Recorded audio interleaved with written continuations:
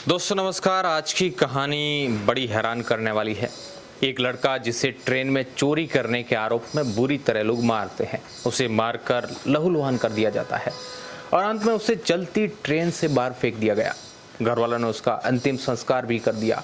यहाँ तक कि पुलिस ने मरने वाले जो उसको मारा था उसको जेल में भी डाल दिया, उसे सजा भी सुना दी गई। लेकिन इस कहानी में ट्विस्ट आता है उसके मरने के 6 महीने बाद, क्योंकि 6 महीने बाद कुछ ऐसा होता है कि लोगों के साथ साथ पूरा मुजफ्फरपुर हैरान रह जाता है। 6 महीने बाद मरे हुए उस लड़के के घर का दरवाजा खटखटाया जाता है। उसके घर वालों ने जब दरवाजा खोला तो जो देखा उन्होंने दरवाजे खोलने के बाद, तो लोगों की जो है आंखें फटी की फटी रह गई, क्योंकि चारों तरफ लोग देखते रह जाते हैं। कुछ पलों के लिए ऐसा सन्नाटा पसर जाता है कि वहां पर खड़ा हर शख्स जो है उसका मुंह बंद हो जाता है, मुंह से कुछ वर्ड भी नहीं निकला, क्योंकि उनके सामने उन्हीं का मरा हुआ बेटा खड़ा था।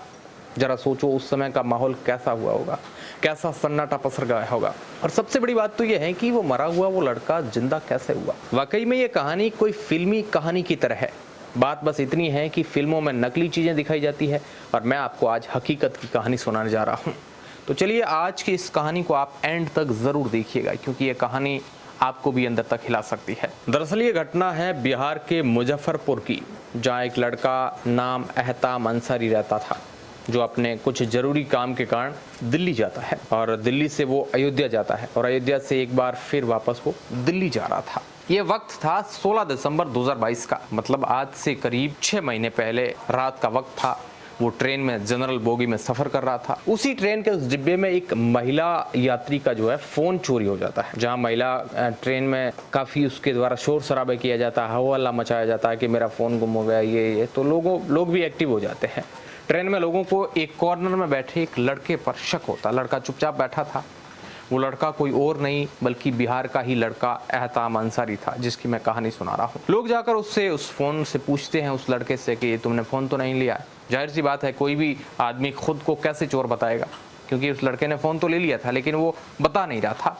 उसने भी वही किया, लेकिन लोगों ने जबरदस्ती उसकी तलाशी ली और संयोग से वो फोन उसके पास मिल जाता है, क्योंकि उसने चोरी किया था। लोग उसके पास उस फोन को देखकर आग बबूला हो जाते हैं, लोग गुस्सा हो जाते हैं और मारने मरने को उतर हो जाते लोग। और लोग इतना उसे बेरहमी से मारते हैं कि मार मार कर उसे अधमरा कर देते हैं। लोग भीड़ के हाथ लग जाते हैं तो भीड़ कुछ भी नहीं देखती है। ट्रेन के ज्यादातर लोग उस पर अपना हाथ साफ करते हैं, लेकिन वे लोग इतने में भी नहीं रुके, उसे मारते रहे और अंत में उस युवक को जो है चलती ट्रेन से नीचे फेंक दिया। इस दौरान दूसरी तरफ से एक और ट्रेन आ रही थी।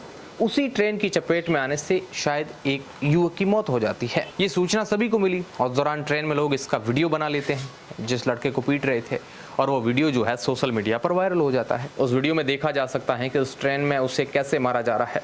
ये सब साफ साफ उस वीडियो में दिख रहा था। इस वीडियो के वायरल होने के बाद लोग कमेंट आने शुरू हो गए लोगों के। किसी ने उस लड़के को सही बताया तो किसी ने कहा कि ऐसे लोगों के साथ ऐसा ही होना चाहिए। अब दोस्तों सोशल मीडिया इस पे लोग कुछ भी बोलते हैं, काफी चर्चाएं हुई, लेकिन अब पुलिस जो है उस बॉडी को जो है पोस्टमार्टम के लिए भेज देती है और जिन लोगों ने उसे मारा था पकड़कर पुलिस उन्हें जो है अंदर कर देती है। पुलिस घटनास्थल से उसके मोबाइल को बरामद करती है। अब कई दिन हो गए थे, एहताम अपने घर नहीं लौटा होता है। घर वाले उसे फ़ोन करने की कोशिश करते हैं और पुलिस भी घर वालों को कांटेक्ट करती है। घर वालों को इस बात का पता चलता है तो तुरंत वो बरेली पहुंच जाते हैं, क्योंकि उसकी बॉडी वहीं पर रखी होती है। एहताम के माँ बाप वीडियो देखते हैं, इसके अलावा वह उस बॉडी को भी देखते हैं जो मरा था ट्रेन से कटकर या ट्रेन के आगे आकर। शिनाख्त करने के बाद उसके माता पिता ये कह देते हैं कि वो उन्हीं का बेटा है, जिसके बाद वे उस बरेली में ही उसका अंतिम संस्कार कर देते हैं। अब एक घर का बेटा मर चुका था, उसका अंतिम संस्कार भी हो चुका था। मुस्लिम रीति रिवाज के तहत उसके 40 दिन भी पूरे हो गए थे। माँ बाप भी अब उससे धीरे धीरे भूल गए थे, क्योंकि जब ज़्यादा दिन बीतते हैं तो हर कोई भूल जाता है। वे अब नई जिंदगी जो है शुरू करते हैं और उस लड़के को पूरी तरह भूल चुके थे, क्योंकि मरने वाला अब मर चुका है। इस बात को अब 6 महीने बीत चुके हैं। स्थिति सामान्य हो जाती है। तभी एक दिन एहताम के घर का दरवाज़ा खटखटाया जाता है। घर के अंदर बैठे लोग दरवाज़ा खोलते हैं।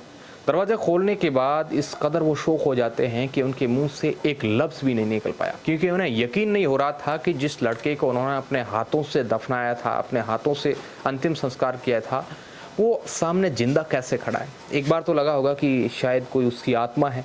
पहले तो माँ बाप ने भी उसे हाथ लगाकर देखा, फिर उसे अपने गले लगा लिया, क्योंकि उन्हें यकीन हो गया था ये एहताम ही है। घर की उजड़ी हुई खुशियां एक बार के लिए तो वापस लौट आई।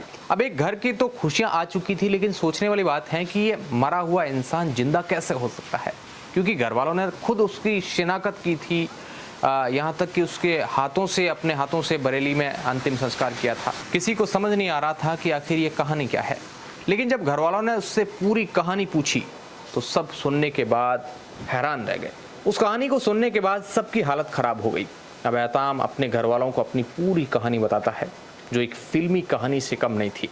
लेकिन अब जो भी ये बता रहा था वह सब इशारों इशारों में बता रहा था, क्योंकि अब उसकी आवाज़ जा चुकी थी। दरअसल जब एहताम अंसारी को जब ट्रेन से बाहर फेंका गया था, तब उसके साथ एक और लड़के को भी फेंका गया था। उन दोनों लड़कों को बुरी तरह पहले पीटा गया था और चलती ट्रेन से फिर इन्हें फेंक दिया गया। एहताम तो उस समय जब उसे फेंका गया था तो वो मरते मरते बच गया था, और उसका साथी लड़का था वो वहीं पर दूसरी गाड़ी की चपेट में आने से उसकी वहीं पर मौत हो जाती है। लेकिन एहताम वहाँ से बचकर जंगल की ओर निकल जाता है। जंगल में वो किसी आश्रम की तरफ चला जाता है, जहाँ उस वक्त उसकी हालत बहुत ज़्यादा ख़राब थी, क्योंकि वो ट्रेन से गिरा था।